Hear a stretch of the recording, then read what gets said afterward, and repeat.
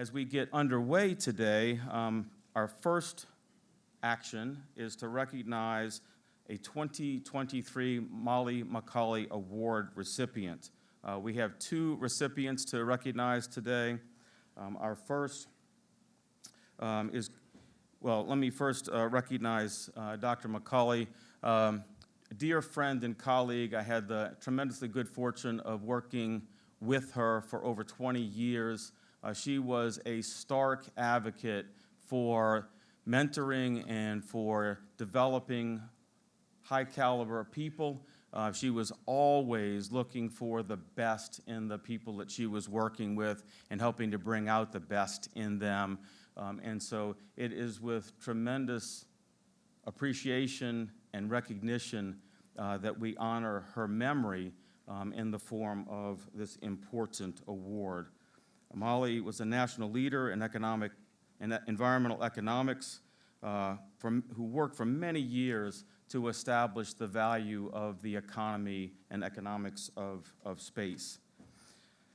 Out of our many candidates, our selection committee has evaluated and selected two winners who will make presentations today.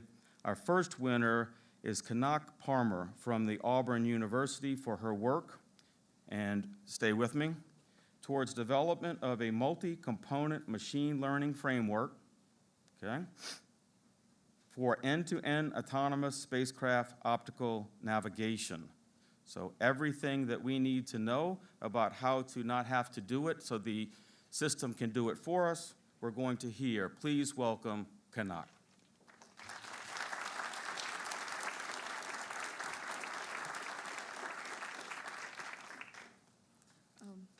Thank you for that introduction. Good morning, and considering the room, War Eagle.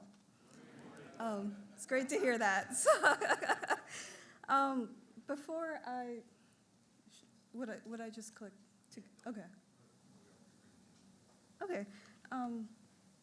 Well, before I begin, I would like to say thank you so much to the American Astronautical Society as well as the Macauley Award Committee for this honor and such a wonderful opportunity to present some of my work and especially some exciting results that we've had, which hopefully we would love to share with you, and hopefully that can inspire more autonomy and more AI in space.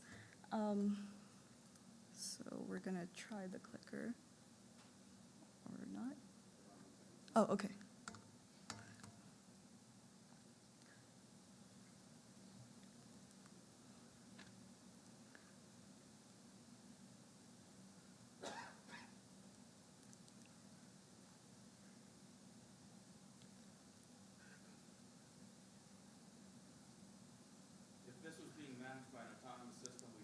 Yeah. Okay, wonderful. So like Mr. Brooks said, my research is focusing on not machine learning, but very strategic machine learning. We're not looking to replace, which I know is very scary at the moment. We want to fuse it strategically to best complement current practices. And right now we're focusing on autonomous spacecraft optical navigation, and we're working not only with academic experts at Auburn University, we also have industrial partners and a team of experts at Advanced Space that's also very, very happily and very willingly working with us on this. So just for a brief outline of a very brief presentation, just a very high-level overview of spacecraft navigation methods. We'll give a high-level architectural diagram of standard optical nav pipelines, and then we'll introduce a bit of our work and a bit of our theory and how it's complementing current work, and lastly, our technology maturation plan, as industry is very well familiar with. Okay. So traditionally, spacecraft navigation, it generally occurs with radiometric methods, which rely on the Deep Space Network, or DSN.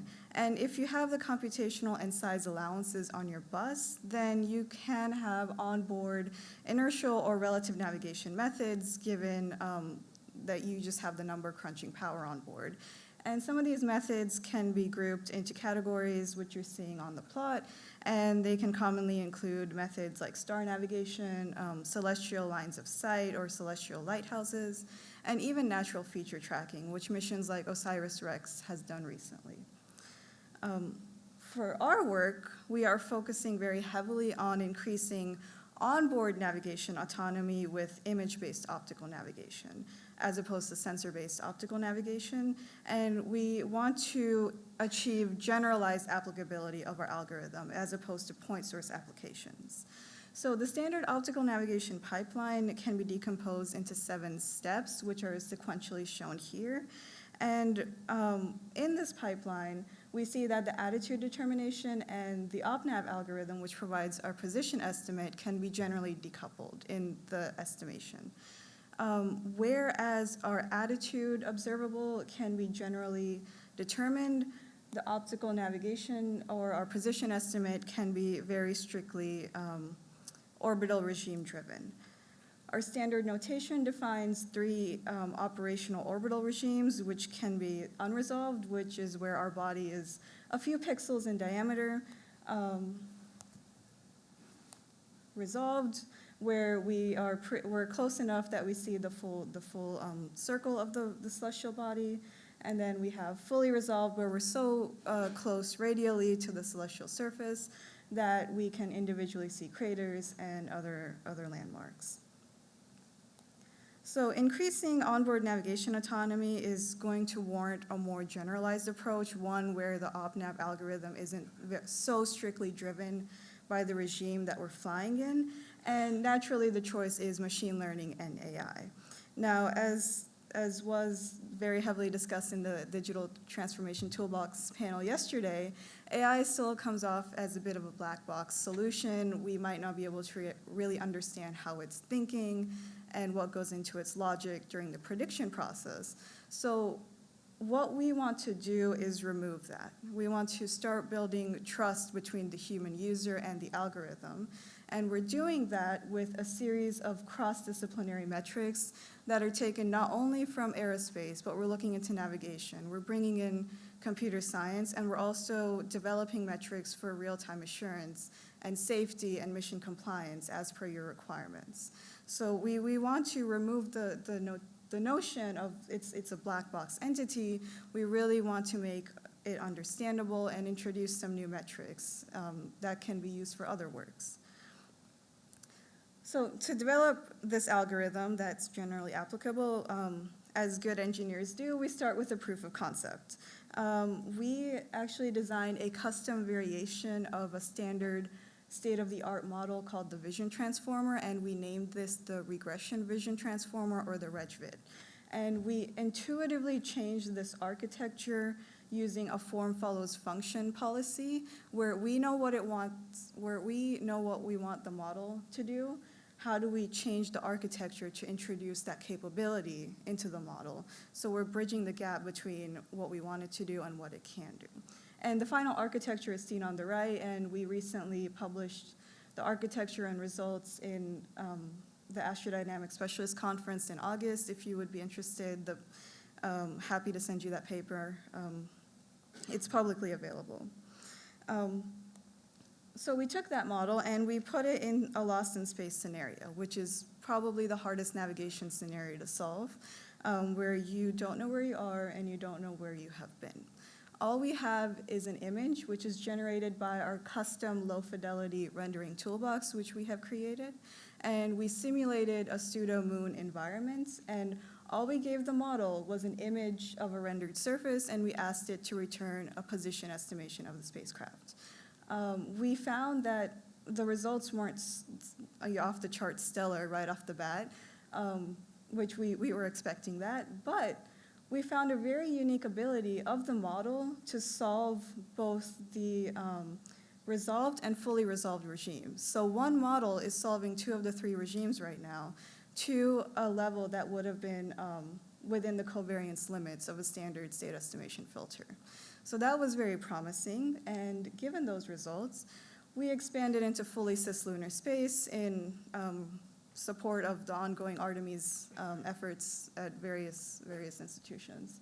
So what we have done now is we've taken the LROC map products, especially the global feature maps, and we have incorporated those into our rendering toolbox. So now we are able to simulate any trajectory, any attitude component any lighting condition that we want in a low-level rendering toolbox. So we're working fully in cislunar space at the moment. We've also expanded our data management pipeline to better interface with the scripting languages that we work with, and to also increase a better flow of information, of something more complementary.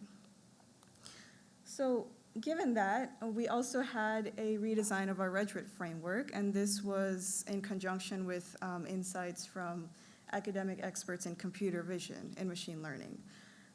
So now, instead of this very complicated model that we had previously, we're looking at something very, very simplistic, and the biggest change came in what's called a learnable log loss function, as opposed to standard mean squared error. We use this theoretically derived cost functional, essentially, which induces solution space knowledge within the model. So instead of, it's smartly learning. Not only is it learning with this one, it's smartly learning what we want it to learn. So, given that, we do have a trained model at the moment, which we'll demonstrate in the next few slides. So let's consider an example simulated image at 770 kilometer altitude, and the position vector of the spacecraft is provided. If we pass it into the model, we'll get a prediction. But like I said before, we want to understand how it's thinking. We want to know what it's focusing on. So what we did was we can actually extract what's called an attention heat map, which shows us the exact pixels and the exact things it's focusing on, which heavily drove its prediction. For this example, this is our prediction that we got from only an image. No a priori, no feature catalogs requirements. As you can see, we're only a couple hundred kilometers off, which it's able to at least ballpark it at the moment, which is very promising. And this pattern stands all the way up to about 1,200 kilometer altitudes and over 2,000 kilometer altitudes, where the Y and Z components are still pretty well recovered. It just starts to decompose in the X or radial components. And this is another opportunity where we have an ability to really go in and see how it's thinking. And this time, we took a page out of fluid dynamics and vector or vortex flows. So what we did was we said, okay, let's plot the logic as a vector field. So what you're seeing is the model's confusion in its predictions represented via vector field. So the tail of the arrow is the actual position of the spacecraft, and the head is where it predicted. And we see a very nice radial pattern emerging, which, in dynamical chaos theory, you can model that as a source as opposed to a sink. With this very nice pattern emerging, you could take it and implement it as a corrective factor in any state estimation algorithms that use this observable. So we have a pattern, it's a very nice pattern that we can work with. This model that we are showing is only 2 megabytes in size, and we trained it in 15 minutes. We only trained it on images up to 500 kilometer altitude. We observe a very good generalization capability well beyond its knowledge that it was trained on, which is very promising. And right now, we still have no requirements on feature catalogs or state a priori during execution time. So all you need is an image, and you can get an observable. So to summarize a very lengthy presentation, this is our technology maturation plan, or my research plan for the dissertation. And we are taking a very industry-oriented approach to this. So we started with proof of concept. Right now, we're working with cislunar space. Then we will see how much of an improvement we get with standard a prioris that can be provided, like sun vectors or pre-computed radial distances, or even lines of sight to an inertial beacon. And lastly, we are going to work on explainability and interpretability for the generalized aerospace audience. We want to bring in metrics that are, can we assure its safety? Is it going to fail? When is it going to fail? How do we fix it when it fails? So we're going to bring that whole holistic viewpoint to our work, so that the generalized aerospace audience would be able to understand, even if they may not have a very, very strict background in AI. And with that, I would like to thank you all for your time and the opportunity to present my work, and I'd be happy to answer any questions during the networking breaks later. Thank you all.